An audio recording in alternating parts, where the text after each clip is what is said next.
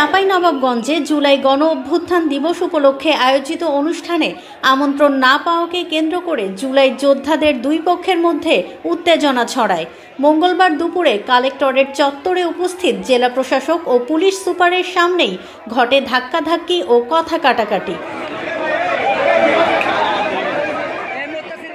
প্রত্যক্ষদর্শীরা জানান, বৈষম্য বিরোধী আন্দোলনের সাবেক সদস্য সচিব সাব্বির হোসেন মঞ্চে বক্তৃতা করতে গেলে জুলাই যোদ্ধা ইসমাইল হোসেন সিরাজীর অনুসারীরা তাকে চাঁদাবাজ ও ভুয়া বলে স্লোগান দিতে শুরু করেন। পাল্টা প্রতিক্রিয়ায় সাব্বির পন্থীরাও স্লোগান দেন। মুহূর্তেই পরিস্থিতি উত্তপ্ত হয়ে ওঠে এবং দুই পক্ষ হাতাহাতিতে জড়িয়ে পড়ে।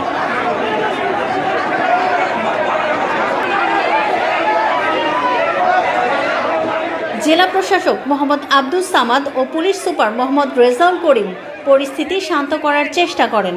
পুলিশ সদস্যরা উভয় পক্ষকে সরিয়ে দিলে আবারও অনুষ্ঠান শুরু হয়।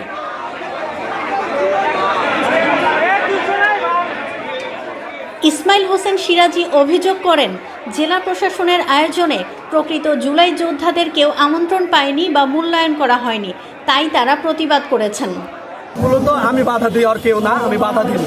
আমার যেগুলো 5 তারিখের আগে জুলাই যোদ্ধা 2 তারিখের কমিটেড মেম্বার, তাদেরকে কাউকে দাওয়াতও দেওয়া হয়নি এবং তাদেরকে ন্যূনতম মূল্যায়ন করা হয় না। তাদের প্রতি কৃতজ্ঞতা, এই অকৃতজ্ঞ সমন্বয়কদেরকে স্টেজ ভরে দেওয়ায় এই অকৃতজ্ঞতা আমরা প্রতিবাদ জানাচ্ছি নিজের জায়গা থেকে একটা সচেতন পাবলিক।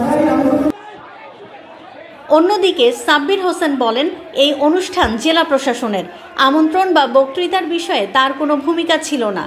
তিনি জানতেন না তাকে মঞ্চে ডাকা হবে। প্রথমে যখন বাধা দিতে আসে তাদের মধ্যে থেকে একটা কথা হয়েছিল যে আমরা কেন কথা বলতে পারবো না। তো আসলে প্রোগ্রামটা কিন্তু এটা আসলে জেলা প্রশাসন আয়োজিত একটা প্রোগ্রাম ছিল, এটা কারোর নিয়ন্ত্রণে না, এটা আসলে প্রশাসন থেকেই নিয়ন্ত্রণ করে।